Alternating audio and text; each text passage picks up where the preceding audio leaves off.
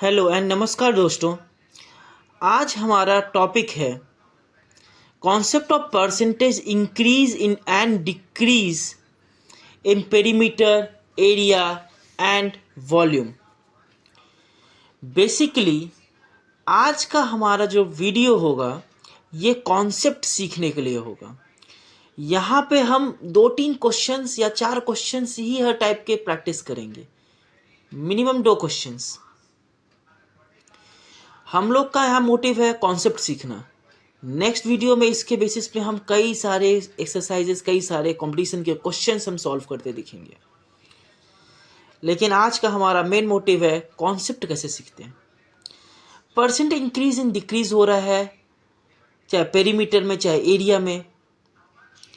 तो अब हम लोग को पहले जानना होता है कि कौन कौन सा क्वांटिटी 1D क्वांटिटी होता है। तो जैसे 1D क्वांटिटी हमारा होता है length, breadth, height, radius, diagonal, perimeter. 2D quantity हमारा क्या क्या होता है? Area, curve surface area, total surface area. 3D quantity हमारा क्या होता है? वॉल्यूम होता है। एक चीज नोट करना है, अगर 1D क्वांटिटी में किसी एक 1D क्वांटिटी का अगर कुछ परसेंट से अगर कुछ वैल्यू बढ़ता है या घटता है तो बाकी 1D क्वांटिटी का भी उसी परसेंटेज से ही वैल्यू बढ़ेगा या घटेगा। ठीक है, हम लोग एग्जाम्पल लेते हैं। एग्जाम्पल क्या ले रहे हैं? एक स्क्वायर है, उसका साइड है 10, उसका साइड 10 से बढ़ के 11 हो जाता है। ठीक, तो एरिया साइड था, साइड को लिए ए 10 बढ़ गया 11। डायगोनल कितना हो जाएगा? 10√2, यहाँ हो जाएगा 11√2। पेरीमीटर क्या हो जाएगा? 40, यहाँ पेरीमीटर हो जाएगा 44। पेरीमीटर क्या होता है? 4 इंटू साइड होता है, तो 40 हो गया, यहाँ 44 हो गया। एरिया क्या होगा? 100 या 121। अच्छा, अब हम देखते हैं इसमें परसेंटेज इंक्रीज कितना हुआ। साइड का देखते हैं। साइड पहले 10 था, अभी 11 हो गया है, तो एक का बढ़ना हुआ। कितने पे हुआ? 10 पे हुआ। और कितना परसेंट इंक्रीज हुआ? 10% का साइड में इंक्रीज हुआ। डायगोनल में कितना इंक्रीज हुआ? पहले 10√2 था, अभी 11√2 हो गया है, तो √2 का इंक्रीज हुआ।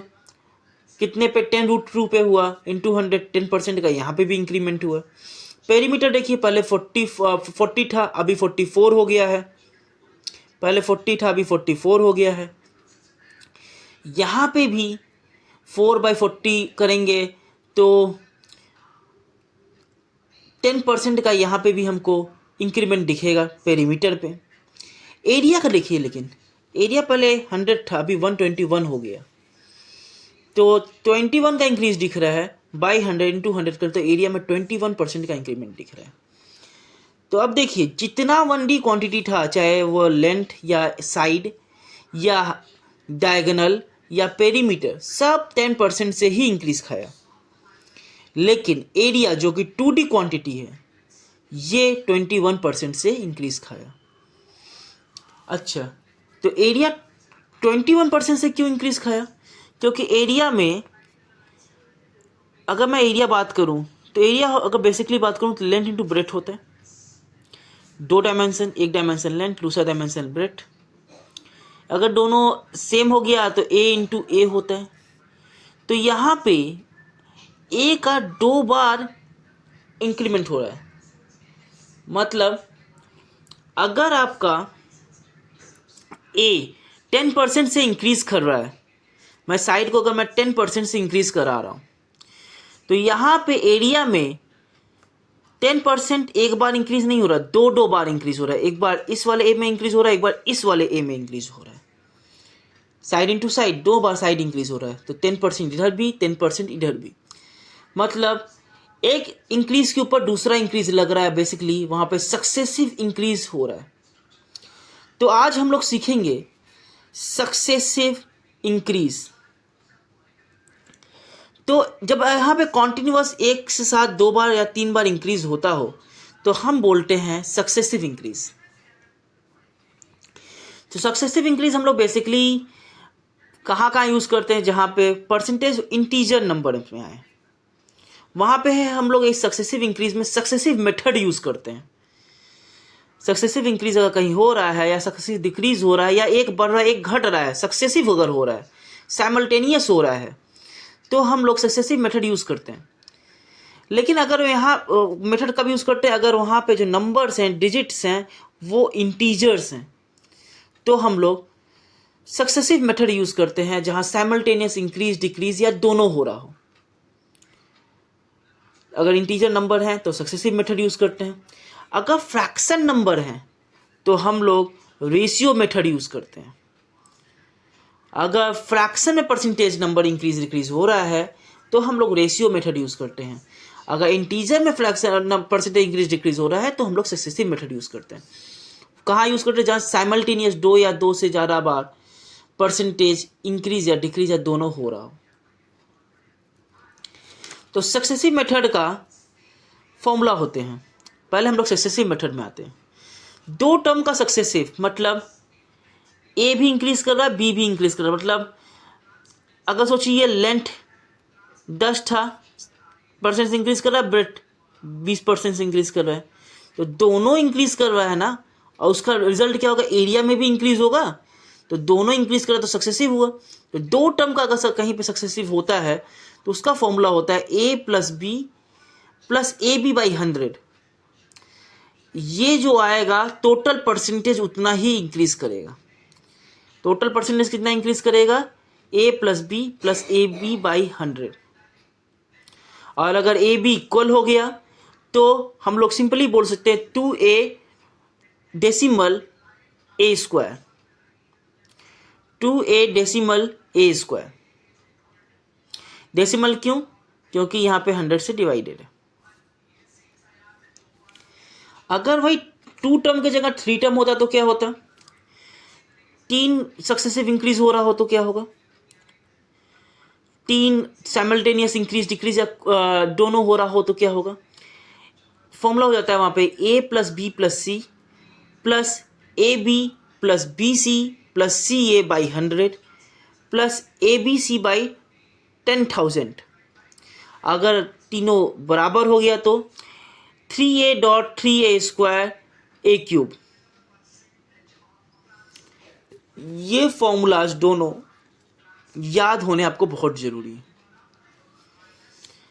ये आपको बताते हैं कि टोटल अगर दो साइमल्टेनियस कोई दो वैल्यूज इंक्रीज कर रहे हैं तो टोटल कितने का इंक्रीज या डिक्रीज होगा।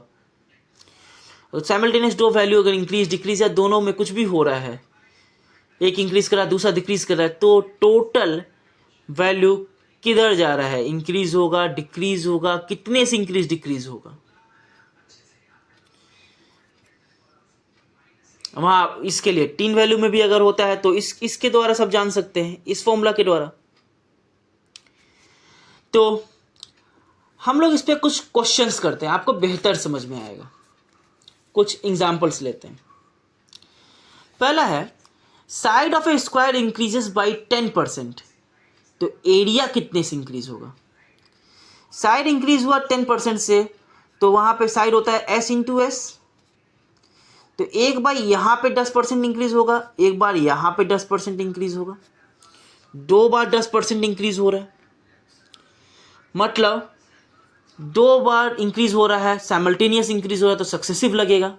सक्सेसिव का फॉर्मूला था a प्लस बी, तो 10 plus 10 plus A b means 10 into 10 100 by 100 कटा कटा, तो 10 प्लस 10 20, 20 प्लस 1 21% से टोटल इंक्रीज होगा एरिया। 21% से टोटल इंक्रीज होगा एरिया। अभी लास्ट पेज में देखिए, यहाँ पे भी जब साइड आपका 10% से इंक्रीज कर रहा था तो एरिया आपका 21% से ही इंक्रीज खाया था। और सक्सेसिव के द्वारा हम कितने आसानी से इसको पा लिए कि एरिया कितने परसेंट से इंक्रीज खाएगा, क्योंकि एरिया 2D क्वांटिटी है, तो 1D के एक बार इंक्रीज होने से वो 2 बार इंक्रीज होगी, 1D के एक बार डिक्रीज होने से वो 2 बार डिक्रीज होगी। वहां पे हमेशा सक्सेसिव लगेगा, सैमल्टेनियस इंक्रीज एंड डिक्रीज होता रहेगा।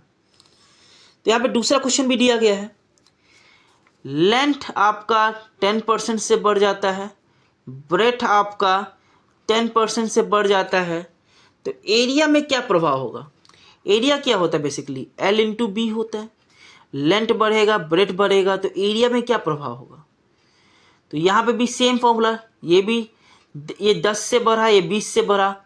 बेसिकली यहाँ पे A 10 है, B आपका 20, ये फॉर्मूला में जाइए, A plus B plus A B by 100। A B क्या हो गया? 20 इंटू 10 200 डिवाइडेड बाई 100। फॉर्मूला था A plus B plus A B by 100। तो यहाँ पे क्या हुआ? 20 प्लस 10 30, 30 प्लस 2 32। तो एरिया कितने परसेंट से इंक्रीज होगा? एरिया आपका 32% से इंक्रीज होगा, 32% से इंक्रीज होगा। तो ये था सक्सेसिव मेथड से निकालने के लिए। हम इसको ज़रूरी नहीं है सक्सेसिव से ही निकालें। अभी जैसे हम लोग इसी फॉर्मूला को निकाल के सक्सेसिव से निकाले थे, हम इसको रेशियो से भी निकाल सकते थे। अब रेशियो से कैसे निकाल सकते थे, पहले देख लेते हैं। यही चीज़ को यहाँ पे रेशियो मेथड सीखने से, यहाँ पे क्वेश्चन है लेंथ 10% इंक्रीज हुआ, ब्रेथ 20% इंक्रीज हुआ। अभी यहाँ जो निकाले हैं उसी को कर देते हैं। तो फॉर्मूला था सक्सेसिव का A plus B plus A B by 100। Length को लीजिए स्मॉल a, ब्रेथ को लीजिए b। फॉर्मूला में डालिए 10 plus 20 plus 10 into 20 200 divided by 100। कटा कटा कटा कटा, तो 20 प्लस 10 30, 30 प्लस 2 32%। इसी से को रेशियो से निकालना होता, कैसे होता? 10% का इंक्रीज हो रहा है, 10% का इंक्रीज का मतलब हो गया 10 का फ्रैक्शन वैल्यू हो जाता है 1/10। 20% का भी इंक्रीज हो रहा है, 20% का फ्रैक्शन वैल्यू हो जाता है 1/5। 20% का फ्रैक्शन वैल्यू हो जाता है 1/5। तो यहाँ पे इंक्रीज हो रहा है, तो रेशियो में कैसे होगा? अब उसको देखें। रेशियो में सेम चीज आप करेंगे। लेंथ सोचिए 10 था पहले, लेंथ आपका पहले 10 था, इंक्रीज होके क्या हो गया? 11 हो गया। ये आपका लेंथ है। ब्रेथ आपका पहले सोचिए 5 था, इंक्रीज हो रहा है 1 से, तो इंक्रीज हो गया 1 से मतलब 6 हो गया। यहाँ 10 था, 10 पे एक इंक्रीज हुआ 11 हो गया। ये 5 था, 5 में एक इंक्रीज हुआ 6 हो गया। तो ये आपका ओल्ड है, ये आपका न्यू है। एरिया होता है L इंटू बी, तो ये हो गया 10 इंटू 5 50। ये हमारा एरिया आ रहा है। और ये न्यू का कितना हो गया? 66 हो गया। डिफरेंस कितने का आया दोनों में? डिफरेंस आता है हम लोग का ओल्ड एरिया न्यू एरिया में 16 का। कितने पे डिफरेंस आता है? 50 पे। इंटू 100 करते हैं, 50 से ये कटा, 5 से 2 बार में, और यहाँ आ जाता है 32%। तो यहाँ से रेशियो मेथड से भी हम लोग कितने आसानी से निकाल लिए? 32%। अच्छा, तो आपको यहाँ लगता होगा कि रेशियो मेथड थोड़ा सा लेंदी है, इतना बड़ा हो रहा है। लेकिन जब फ्रैक्शन में वैल्यू दिया रहेगा तो आपको एग्जैक्ट सक्सेसिव मेथड से निकालने में बड़ा दिक्कत होगा, क्योंकि ये मिक्स्ड फ्रैक्शन से यहाँ इतनी आसानी से आप नहीं निकाल पाएंगे। उस जगह पे रेशियो कितनी आसानी से निकाल लेता है? ये 33 1/3% आपका लेंथ है, में इंक्रीज हो रहा है। लेंथ में क्या हो रहा है? इंक्रीज हो रहा है।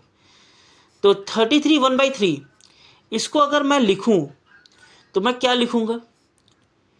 1/3 इसका फ्रैक्शन वैल्यू में लिख रहा हूं। और यहाँ पे सॉरी, यहाँ पे लेंथ नहीं था, यहाँ पे base of a triangle increases by 33% and height is reduced by 16 2/3%। तो यहाँ बेस है, ये बेस इंक्रीज किया था, बेस इंक्रीज किया था 33 1/3% से। हाइट जो है वो रिड्यूस किया है 16 2/3% से रिड्यूस किया है, माने घटा है। ये प्लस में है, ये प्लस में है, ये माइनस में है। 16 2/3 का अगर फ्रैक्शन वैल्यू निकालो तो 1/6 होगा। यहाँ पे रिड्यूस हुआ तो माइनस। ठीक, तो अब ध्यान दीजिए, बेस इंक्रीज हुआ था, हाइट रिड्यूस हो गया, कैसे सॉल्व होगा? सिंपल सा बात, बेस का क्या हुआ था, पहले 3 था, इंक्रीज हुआ 1 से तो 4 हो गया। हाइट पहले 6 था, डिक्रीज हुआ 1 से 5 हो गया। एरिया क्या होगा? एरिया आपका, ये आपका ओल्ड फिगर है, ये आपका न्यू फिगर है। एरिया आपका क्या होगा?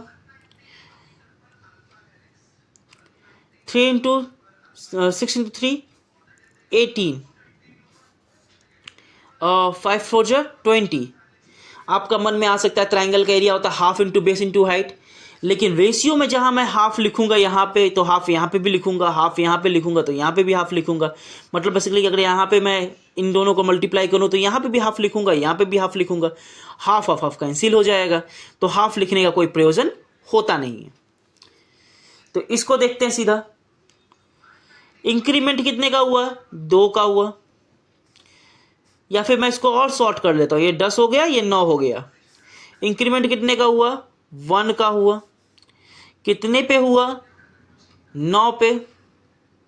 ये 9 हो गया था और ये 10 इंटू 100, तो टोटल परसेंट कितना हो जाता है? 11 1/9। अब आपका मन में आ सकता है हाइट तो डिक्रीज किया, इसको आप इंक्रीमेंट कैसे बोल रहे हो? तो इंक्रीमेंट हम ऐसे बोल रहे हैं क्योंकि ओल्ड एरिया आपका 9 आ रहा था, न्यू एरिया जो आ रहा है 10 आ रहा है, तो यहाँ पे बढ़ रहा है ये, इसलिए हमने बोला इंक्रीमेंट बढ़ रहा है। तो एरिया 11 1/9% से इंक्रीज हो रहा है, क्योंकि पुराना रेशियो में 9 था, नया रेशियो में नया में 10 वैल्यू हो रही है, 9 की वैल्यू 10 हो जा रही है, तो इंक्रीज हो रही है, इसलिए मैंने कहा इंक्रीमेंट। अच्छा, अगला क्वेश्चन देख लीजिए, ऊपर वाला भी मैं करूंगा, उससे पहले मैं नीचे देख लेता हूं। बेस हो रहा है आपका डिक्रीज हो रहा है, कितने से? 33 1/3% से डिक्रीज हो रहा है, माइनस साइन डिक्रीज को रिप्रेजेंट करता है। इसका फ्रैक्शन वैल्यू 1/3 माइनस में, क्योंकि डिक्रीज हुआ है। हाइट आपका इंक्रीज करता है 16 2/3% से। 16 2/3 का फ्रैक्शन वैल्यू क्या होता है? 1/6 होता है। तो बेस ओल्ड है, न्यू है। पहले बेस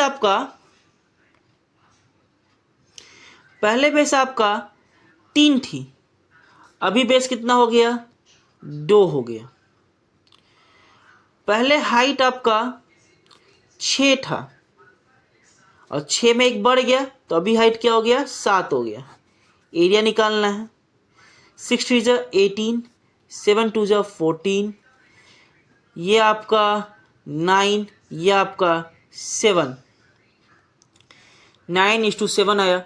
अब देखिए यहाँ पे, ये पहले 9 था, 7 हो गया, मतलब 2 यूनिट का डिक्रीज होता है, 2 यूनिट का डिक्रीज होता है। कितने पे होता है? 9 पे होता है, इंटू 100। तो इसको मैं करूँ तो ये हो जाएगा 22 2/9%, और ये माइनस, मतलब एरिया आपका 22 2/9% से डिक्रीज हो जा रहा है, क्योंकि पुराना वाला एरिया ज़्यादा था, न्यू वाला एरिया कम हो गया। अब यहाँ पे देखते हैं, यहाँ पे 2 क्वेश्चन हम लोग सक्सेसिव से और करेंगे। रेडियस हुआ है 20% से इंक्रीज, तो एरिया कितने से इंक्रीज होता है?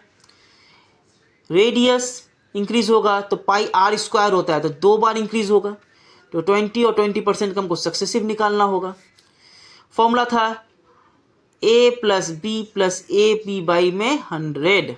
यहाँ a भी 20 है, b भी 20 है, यहाँ a भी 20 है और b भी 20 है।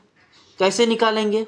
सिंपल सा बात, 20 + 20 40 प्लस 20 × 20 मीन्स 400/100, तो 40 + 4 44% का इंक्रीज हो रहा है। सक्सेसिव में हम लोग का कोई डिक्रीज और इंक्रीज होता हो तो कैसे करते हैं? यहाँ पे उसका भी एक उदाहरण दे दिए हैं। यहाँ लेंथ 8% से बढ़ रहा है, ब्रेथ 10% से डिक्रीज कर रहा है, तो फॉर्मूला था a+b+ab/100। एरिया में क्या चेंज होगा वही देखना है। यहाँ हम लेंथ को 8 रखे हैं, इंक्रीज हुआ है इसलिए पॉजिटिव 8 रखे हैं। ब्रेथ डिक्रीज खा रहा है इसलिए -10 रखे हैं, ठीक। और तो ए हमारा 8 है, बी हमारा -10 है, तो ए भी क्या होगा, ए 8 प्लस में बी -10, तो 8 इंटू -10 -80 बाई में 100, -80 बाई में 100। और ये आपका यहाँ से कटा, ये कटा, और 8 से 10 गया -2, और -2 और -0.8, ये हो गया -2.8। एरिया हमारा जो होगा वो -2.8% से डिक्रीज खा जाएगा। होप करते हैं इतना तक आप लोग को समझ आया होगा। अब इसके बाद जो हम लोग देखेंगे वो होगा रिवर्स मेथड। रिवर्स मेथड कब यूज़ होता है? अब सोचिए, अभी तक तो हम लोग लेंथ ऑफ ब्रेथ को जान रहे थे, मतलब प्रोडक्ट को जान रहे थे, प्रोडक्ट का जो वेरिएबल्स हैं उनको जान रहे थे, और जिसका प्रोडक्ट निकालना था वो हम निकाल ले रहे थे। लेकिन क्या हो कि जिस चीज़ को मिला के हम प्रोडक्ट बनाते हैं उसमें से पता ना हो और एग्जैक्ट हमको प्रोडक्ट का वैल्यू पता हो, मतलब ए का वैल्यू पता हो और एल और बी में से कुछ हमको पता ना हो, या फिर कोई भी ऐसी क्वांटिटी जहाँ पे दो का मल्टीप्लिकेशन से कोई एक वैल्यू बन रहा हो, उसमें से एक पता हो, और जो मल्टीप्लिकेशन होने का जो प्रोडक्ट वैल्यू उसको पता हो, तो हम कैसे निकालेंगे? तो यहाँ पे हम लोग रिवर्स मेथड यूज़ करते हैं। तो यहाँ पे ले लिए हैं, जैसे लेंथ का रेशियो दे दिया है आपको 2:3, पहले लेंथ 2 था अभी लेंथ 3 हो गया। एरिया का रेशियो दे दिया 4:7, पहले एरिया आपका 4 था अभी 7 हो गया। तो ब्रेथ कैसे निकलेगा, ब्रेथ का रेशियो कैसे निकलेगा, अब आपको ये जानना है। तो क्या करोगे, इसको उठा दोगे और इसको भी उठा दोगे। यहाँ 4 था और यहाँ पे 7 था, ये दोनों उठा के लिख दिए। फिर क्या करोगे, ये 3 यहाँ मल्टीप्लाई कर दोगे 4 × 3, और ये 2 यहाँ मल्टीप्लाई कर दोगे 7 × 2, ठीक। तो 4 3 जा 12, 7 2 जा 14, रेशियो है कटेगा ही, ये तो आपको जायज़ की बात पता है। ये हो गया 6 और ये हो गया 7, तो ब्रेथ का रेशियो हो जाएगा 6:7। इस तरीके से हम लोग ब्रेथ का रेशियो आराम से जान सकते हैं। पहले ब्रेथ का वैल्यू 6 था, अभी ब्रेथ का वैल्यू 7। अब उसी के बेसिस में क्वेश्चन सॉल्व करते हैं। लेंथ हमारा इंक्रीज होता है, पहले लेंथ था 50% से, मतलब पहले लेंथ था 2, 50% का फ्रैक्शन वैल्यू निकाल लेते हैं, तो 1/2 हो गया। तो पहले लेंथ था 2, इंक्रीज होके हो गया 3। ये हमारा ओल्ड वैल्यू था और ये हमारा न्यू वैल्यू। अब ब्रेथ तो दिया नहीं है, ब्रेथ तो जानना है। एरिया दिया है, एरिया हमारा इंक्रीज होता है 20% से, 20% का फ्रैक्शन वैल्यू होता है 5, 1/5, 1/5 होता है। 20% का फ्रैक्शन वैल्यू क्या होता है, 20% का 1/5। तो पहले एरिया, अब होगा बी तो खाली है तो बी को खाली रहने दो। एरिया हमारा क्या हो रहा है, पहले 5 था अभी एरिया हमारा 6 हो जा रहा है, ठीक है। अब हमको ब्रेथ जानना है कि ब्रेथ में कितना इंक्रीज या डिक्रीज हुआ है। अब हमें ब्रेथ जानना है कि ब्रेथ में कितना % का इंक्रीज या डिक्रीज हुआ है। क्या करेंगे, इसको उठा के लेके गए ऊपर, इसको भी उठा के ले गए ऊपर। 5 से 3 मल्टीप्लाई हुआ और 6 से 2, यहाँ से काटे 2 बार में, यहाँ से काटे 2 बार में, 3 दूनी 6 होता है, तो 5:4 आया रेशियो, 5:4 आया हमारा रेशियो। सिंपल से बात, जैसे वहाँ पे हमने यहाँ पे क्रॉस मल्टीप्लाई करके किया था, यहाँ पे भी क्रॉस मल्टीप्लाई करके किया। पहले इसको उठाया, इन दोनों को उठा के ऊपर ले गए, फिर इसको इससे मल्टीप्लाई किए इस क्रॉस में, और इस वाले को जब उठा के ले गए तो इसको इससे मल्टीप्लाई किए क्रॉस में, और इसके आगे रेशियो निकाल दिए, तो 5:4 हुआ। अब 5:4 हुआ तो आप देखिए क्या हो रहा है यहाँ पे। पहले ब्रेथ का वैल्यू 5 था, अभी ब्रेथ का वैल्यू 4 हो रहा है, तो 1 का डिक्रीज हो रहा है, -1 हो गया। कितने पे हो रहा है? 5 पे हो रहा है। और -1/5 का फ्रैक्शन का परसेंटेज वैल्यू होता है 20%, और यहाँ पे ब्रेथ हो जाएगा 20% से डिक्रीज। और नहीं अगर ऐसे फ्रैक्शन वैल्यू में कन्वर्ट कर पाओ तो -1/5 को इंटू 100 कर दो परसेंट से, और आ जाएगा 20%। इसको हम लोग दूसरे मेथड से भी एक तो सॉल्व कर सकते हैं, उसको कहते हैं 100 मेथड। तो हम प्रोडक्ट को पहले ही मान लेते हैं कि सब मिला के जो होगा वो 100 होगा। वो क्या होगा? 100 होगा। 100 हमारा बेस वैल्यू मान लेते हैं। तो जो हमारा लेंथ है, तो यहाँ पे क्या होगा? L इंटू बी होगा। इसको 2 भाग में तोड़ दीजिए, इसको भी 2 भाग में तोड़ दीजिए। तो 1-2 भाग में टूटा तो L इंटू बी ऊपर हो गया और नीचे आ गया एरिया। ठीक है, एक में जिसका प्रोडक्ट जिन दोनों का प्रोडक्ट होगा उसको, और जो प्रोडक्ट में ऑब्टेन होगा उसको नीचे। ठीक, तो यहाँ लेंथ इसमें से जो भी इंक्रीज करे, यहाँ लेंथ स्लैश ब्रेथ, इसमें से जो भी इंक्रीज डिक्रीज जो भी हो, तो लेंथ इंक्रीज हुआ 50% से। तो पहले सबका ओरिजिनल वैल्यू 100 माना हुआ था, 50% इंक्रीज हुआ मतलब 150 हो गया। 150%, 50% इंक्रीज। तो पहले 100 वैल्यू था, अभी 150 हो गया। पहले 100 वैल्यू माना हुआ था, अभी 150 हो गया। एरिया हमारा 20% से इंक्रीज करा, पहले 100 वैल्यू माना था, अभी ये 120 हो गया। दोनों का डिफरेंस कितना हो रहा है? 30 का हो रहा है। दोनों का डिफरेंस कितने का हो रहा है? 30 का हो रहा है। एरिया मतलब 120 माइनस 150, 30 का डिफरेंस हो रहा है, लेकिन माइनस का 30। हमको नीचे से ऊपर को माइनस करना रहेगा, नीचे से ऊपर को माइनस करना होगा। और तो डिफरेंस कितना हो रहा है? -30 का हो रहा है। अब -30 का डिफरेंस हो रहा है, डिवाइड किसको करेंगे? ऊपर वाले वैल्यू को करेंगे। 150 इंटू 100, यहाँ से काटे, यहाँ से काटे, यहाँ से आ रहा है आपका 15 2 तो -20% आपका आंसर आ रहा है। कितना इजीली इसके द्वारा भी हम जान लिए कि ब्रेथ का क्या वैल्यू आ रहा है, क्योंकि लेंथ दिया था इंक्रीज में या डिक्रीज में, तो हमको ब्रेथ फाइंड आउट करना था। तो लेंथ का इंक्रीज डिक्रीज के परसेंटेज का हमको पता चल गया था 150। इसमें दोनों में से जो भी देता है उसको रखते हैं यहाँ पे, एरिया में जो दिया हुआ उसको रखते हैं यहाँ पे। तो यहाँ से हमको पता चला है कि ब्रेथ हमारा 20% डिक्रीज हो रहा है। इसमें जो एरिया का आएगा उससे ऊपर वाले को माइनस करना है, नीचे वाला जो प्रोडक्ट का आ रहा है उससे ऊपर वाले का इंडिविजुअल टर्म्स वाले को माइनस करना है। माइनस करने के बाद ऊपर इंडिविजुअल वाले टर्म से डिवाइड दे देना है इंटू 100। ये सिंपल से होता है, इसको 100 का मेथड कहते हैं। इस पर एक क्वेश्चन और ट्राई करते हैं। पहले रिवर्स मेथड्स ट्राई करेंगे, फिर 100 मेथड्स ट्राई करेंगे। तो देखते हैं। तो पेट्रोल का जो प्राइस है, price of petrol increases by 19%, और जो सुनीता है सिर्फ और सिर्फ एडिशनल स्पेंड करना चाहती है प्राइस ऑफ पेट्रोल पे, वो है ओनली 12%। तो उसको कितना क्वांटिटी रिड्यूस करना होगा परचेस का? तो देखो, प्राइस था इंक्रीज हुआ 19% से, कंजम्पशंस नहीं पता हमें। ये दोनों का प्रोडक्ट हो रहा है क्या? एक्सपेंडिचर। एक्सपेंडिचर कितने से इंक्रीज हो सकता है? सिर्फ 12% से सिर्फ इंक्रीज हो सकता है। यहाँ एक्सपेंडिचर इंक्रीज हो रहा है, कांस्टेंट नहीं रह रहा है। कितने से इंक्रीज हो सकता है? सिर्फ 12% से इंक्रीज हो सकता है।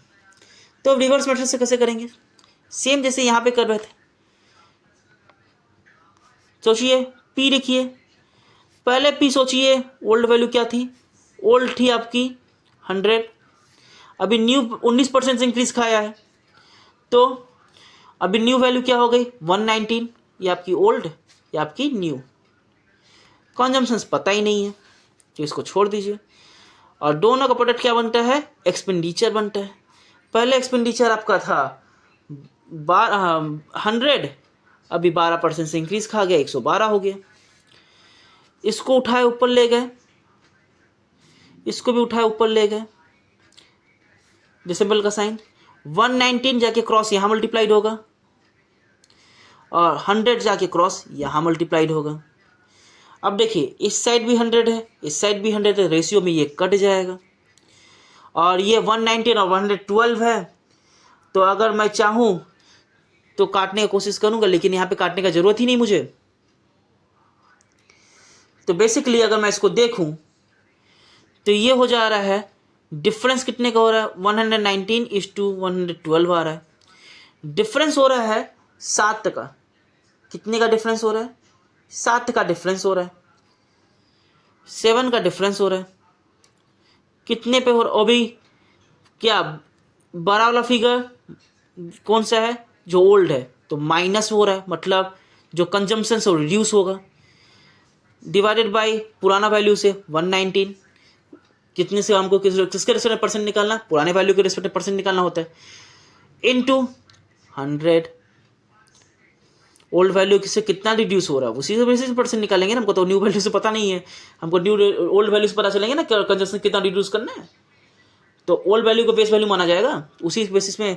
तो 7/119 इंटू 100। तो इसको अगर मैं निकालूंगा तो ये 700/119 हो जाएगा, जो लगभग आएगा 5.8 के, जो लगभग आएगा 5.8 के। अच्छा, इसी चीज़ को 100 मेथड से सॉल्व करने की कोशिश करें तो कैसे होगा?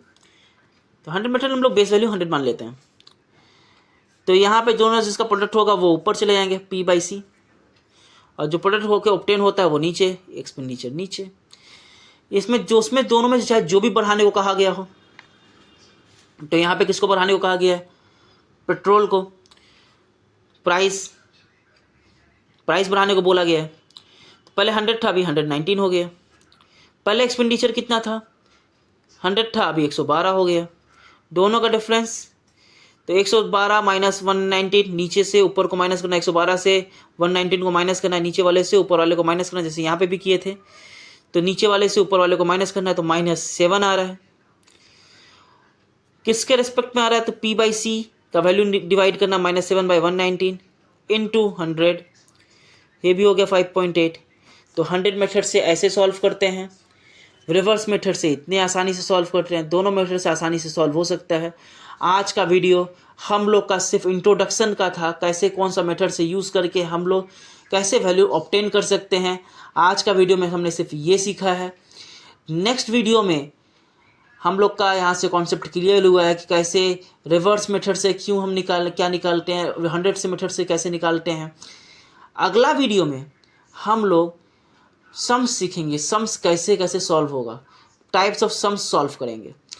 तो अपना कमेंट हम लोग को ज़रूर दीजिएगा, कैसा लगा वीडियो ये ज़रूर बताइएगा, और हमारे चैनल को लाइक शेयर एंड सब्सक्राइब कीजिएगा। मिलते हैं नेक्स्ट वीडियो में।